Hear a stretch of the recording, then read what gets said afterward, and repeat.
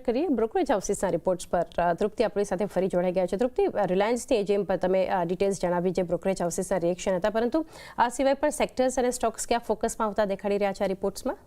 અચ્છાની definitely બીજા પણ brokerage હાઉસીસના report છે, ખાસ કરીને સેક્ટર્સ પર છે. અને ડેફિનેટલી અત્યારે આપણે જોઈ રહ્યા છે કે ઓએમસી એટલે કે ઓઇલ એન્ડ ઇન્ડિયા, તેને ઓએમસી જે પૂરું ઇન્ડેક્સ છે તેને નવા રેકોર્ડ હાઈ બનાવ્યા છે. ત્યાં બ્રોકરેજ રિપોર્ટ પણ આવતો જોવા મળ્યો છે. ખાસ કરીને મોર્ગન સ્ટેનલીનો રિપોર્ટ જોઈએ. અહીંયા તેમને આઈઓસી, બીપીસીએલ અને એચપીસીએલ ત્રણેય જ માટે તેમને પોતાના રેટિંગ જે છે તેમને ઓવરવેટ કર્યા છે. આઈઓસી માટે તેમને પોતાના લક્ષ્ય વધાર્યા છે અને 205 કરી દીધા છે. બીપીસીએલ માટે પણ તેમને લક્ષ્યાંક વધારીને ₹410 પ્રતિ શેર કર્યા છે. ત્યાં જ એચપીસીએલ માટે પણ તેમના તરફથી આપણને ટાર્ગેટ્સ વધતા જોવા મળ્યા છે અને તેમને ₹506 પ્રતિ શેર કર્યા છે.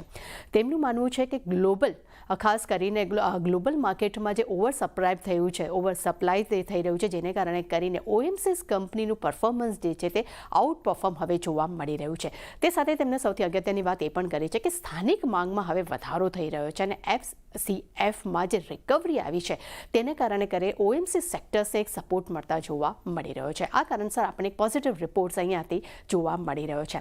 બીજા સેક્ટર પર નજર કરીએ, ટેલિકોમ સેક્ટર્સ, જે પણ આજે પણ આ પૂરું ટેલિકોમ સેક્ટર ફોકસમાં જોવા મળી રહ્યું છે, જેના પર પણ આપણને બર્નસ્ટેન્ડનો એક પોઝિટિવ રિપોર્ટ આવતો જોવા મળ્યો છે, જેમાં તેમને ભારતીય એરટેલ માટે તેમને આઉટ પરફોર્મ રેટિંગ રાખ્યા છે. અહીંયા લક્ષ્યાંક તેમને વધાર્યા છે.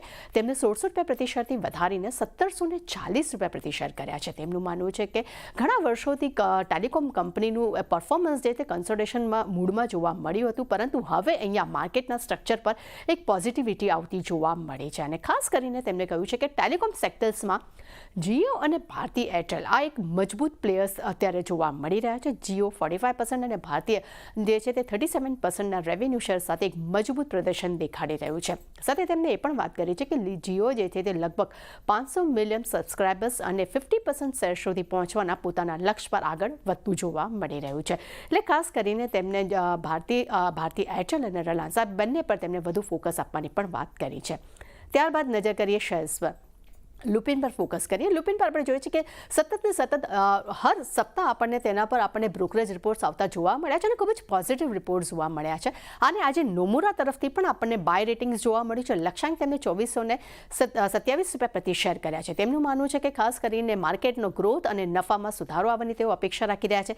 તે સાથે તેમણે એ વાત પણ કરી છે કે યુએસના જેનરિક કારોબારનો પણ એક સપોર્ટ જે છે તે અર્નિંગ્સમાં જોવા મળી શકે છે. તે સાથે તેમણે એ પણ વાત કરી છે કે યુએસમાં તેમની જે મેડિસિન જે છે તેનું પ્રદર્શન થોડું ઘણું ઘટ્યું છે. તે કદાચ યુએસના ગ્રોથ માટે એક પડકાર બની શકે છે, પરંતુ સામે FY25માં મીરા બ્રેગોન નામની જે દવા છે તેની આવક વધવાની પણ તેઓ અપેક્ષા રાખી રહ્યા છે. અને FY26-27માં તેમને ટોલેફેટિન નામની જે દવા જે છે તેનું પણ પ્રદર્શન સારું રહી શકે છે તેવું તેઓ અપેક્ષા રાખી રહ્યા છે. અને ખાસ કરીને FY25 માટે EPS જે તે 28% અને 26 માટે 54% વધવાની તેઓ અપેક્ષા રાખી રહ્યા છે. એટલે EPS લગભગ તેઓ બમણું રાખવાની અપેક્ષા રાખી રહ્યા છે. એટલે અહીંયા પણ એક પોઝિટિવ રિપોર્ટ જોવા મળી રહ્યો છે. અને છેલ્લા રિપોર્ટમાં નજર કરીએ તો ભારતીય એક્ઝાકોમ પર સિટી તરફથી આપણને બાય રેટિંગ્સ જોવા મળ્યા છે. લક્ષ્યાંક ₹1405 પ્રતિ શેર કર્યા છે.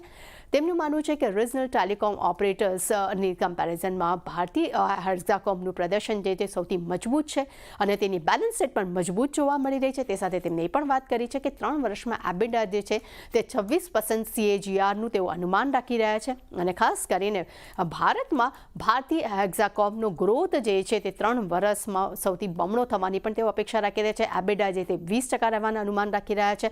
અને એક્ઝાકોમનું જે નેટ દેવું જે છે તે FY26-27માં ઘટી પણ શકે છે. એટલે એમ કહી શકાય કે ખાસ કરીને બે સેક્ટર્સ અને ચાંદની ભારતીય એક્ઝાકોમ પર જે પોઝિટિવ રિપોર્ટ્સ આવ્યા છે તેનું રિએક્શન આપણે માર્કેટ ઓપનિંગ બાદ પણ સારું એવું જોઈ રહ્યા છીએ. તૃપ્તિ, આભાર આપનો સમગ્ર માહિતી.